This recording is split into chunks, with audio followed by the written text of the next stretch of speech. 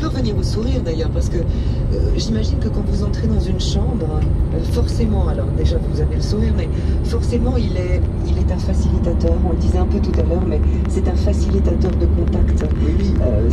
C'est aimable de sourire. Bien sûr c'est aimable, ça facilite la relation, et puis en même temps, comme je disais tout à l'heure, c'est terriblement contagieux. Donc on se retrouve, et je me rends compte combien ça fait du bien aux gens qui... Encore dernièrement, quelqu'un me disait, vous savez, ça fait longtemps que j'ai plus souri. On pourrait passer aux jeunes maintenant. Oui. Aux jeunes, on est parti un petit peu des vieux, c'est ce qu'on souhaite, même s'il y a des Alzheimer précoces. Mais Alzheimer, généralement, c'est quand même la fin de la vie. On peut parler du sourire des jeunes, et peut-être des enfants. Commencez par vous, David Le Breton, c'est assez... Enfin, c'est tellement caricatural et genré, mais vous le dites, toutes les études le disent, les petites filles sourient plus que les petits garçons. Oui, mais il n'y a rien du tout de génétique là-dedans, c'est parce que les mères sourient davantage à leurs filles qu'à leurs garçons. Comme s'il y avait une dimension un peu sexuée, entre guillemets, qui fait qu'il y a une espèce de réticence de la mère de trop sourire à son petit garçon. Donc on observe ça dans les crèches, il y a Maurice Cyrulnik notamment qui a écrit là-dessus, on observe ça dans les crèches, dans les relations mère-enfant, quand on peut les observer, etc. Voilà.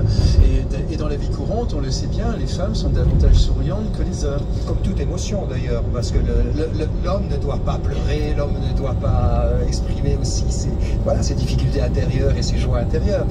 C'est pas pour rien, dans la clinique où je suis, on a un service entre autres de psychiatrie aussi, et la plupart ce sont des femmes qui viennent.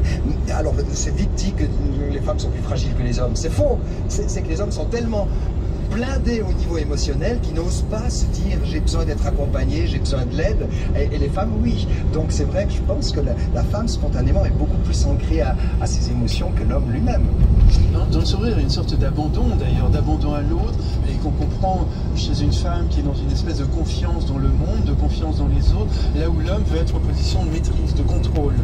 Donc, et ça va pas tellement de pair avec le sourire, hein. Évidemment, il faut montrer un air sérieux, d'où le fait que les médecins hommes sont toujours beaucoup plus, beaucoup plus revêches, beaucoup plus sérieux, beaucoup plus graves que des femmes médecins. Et chez les infirmières, évidemment, ça devient de la caricature, parce que les infirmières, les aides-soignantes vont être énormément souriantes, et c'est pour ça que les féministes évoquent l'éthique du care.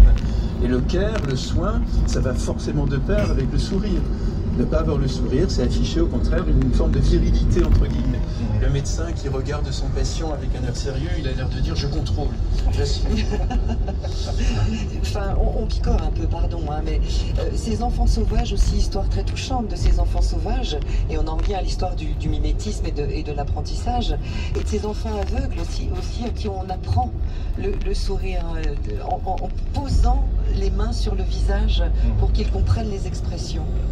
Oui, ça c'est Georges Dumas au début du XXe siècle qui est troublé par le fait que les aveugles, évidemment, les aveugles de naissance, ont un visage complètement inexpressif, qui les projette en dehors du lien social, qui les amène à la mendicité et puis à une vision un peu d'horreur.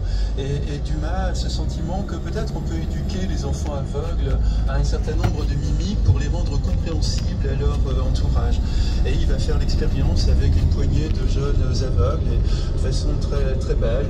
Voilà, je pense qu'aujourd'hui, dans les écoles pour aveugles de naissance, on est davantage attentif à cette présence de l'autre, à cette nécessité d'une reconnaissance sociale, qui fait que pendant longtemps, quand même, les aveugles ont été considérés comme des personnages extrêmement dangereux ou une image de l'horreur dans la vie courante qui les amenait donc au chômage, à la mendicité, etc.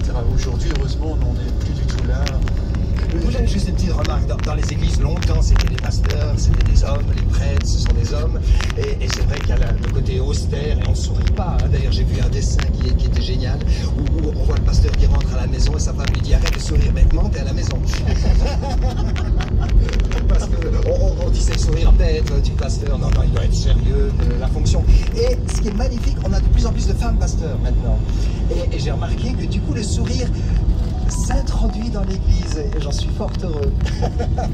Et le sourire s'est introduit dans cette émission. On a encore une dernière partie après la musique. Je vous rappelle le titre titre du livre de David Le Breton, Sourire, une anthropologie de l'énigmatique chez Métayer, qui va vraiment, vous l'avez compris, dans beaucoup de domaines, et je pense qu'évidemment on ne fera pas le tour, évidemment. Et puis Thierry Lenoir, Donner du sens à l'essentiel aux éditions Cabellita.